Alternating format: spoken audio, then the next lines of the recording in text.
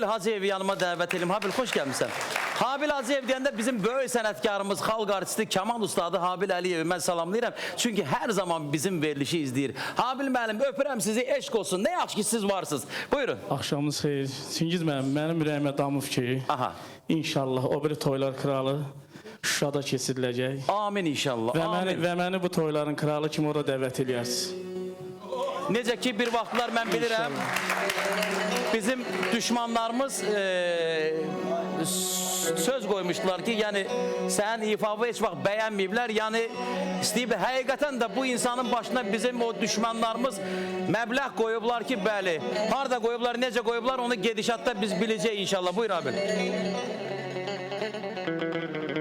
Dostum, bu saçların nə günahı var? Dostum, bu saçların nə günahı var?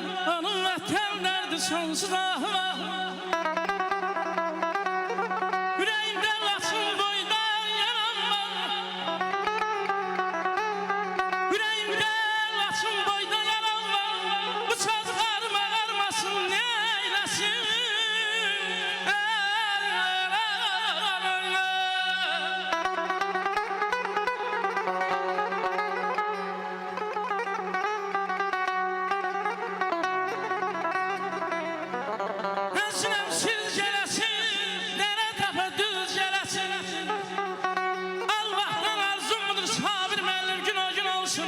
Şuşada, Laçında, toylar krallar gələs, bay bay, önünə may canıma bana.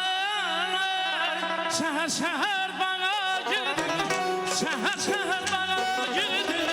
Nə bal bildi, nə də bal bal, nə bal bildi, nə də bal bal.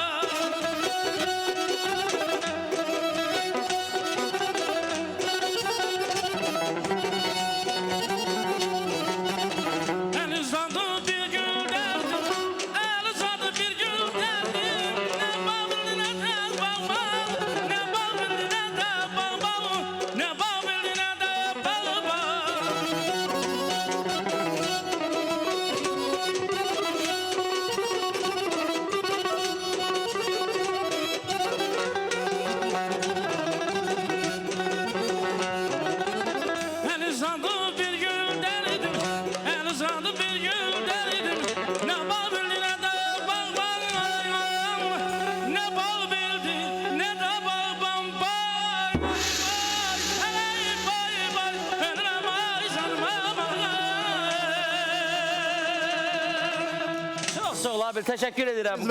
Ay Çingiz müəllim, benim bir tane sözüm var. Buyur. Bir sekund. Sen dur. Buyur. Dur Ama vaxtımızı biraz... Ben bayaqlar sen oxuya mənim balam. Mən dedim ki, kövrəldim. Mən dedim, Sabir, görəsən bu səsdən Azərbaycandan başqa bir xalqda belə bir oxumaq, belə bir səs var ya yox? Yoxdur, olmayacaq. Zeynep xanım, eşitmisiniz? Başqa millətdə var belə səs. Eşq olsun. Eşq olsun mənim Azərbaycanıma. Musiqimizə eşq olsun bizim. Və onu yaşadan gənclərimizə, dostlarımıza. Bizim İrandan səni dəstəkləyirlər, Cənubi Azərbaycandan bizim dostlar var, bəli.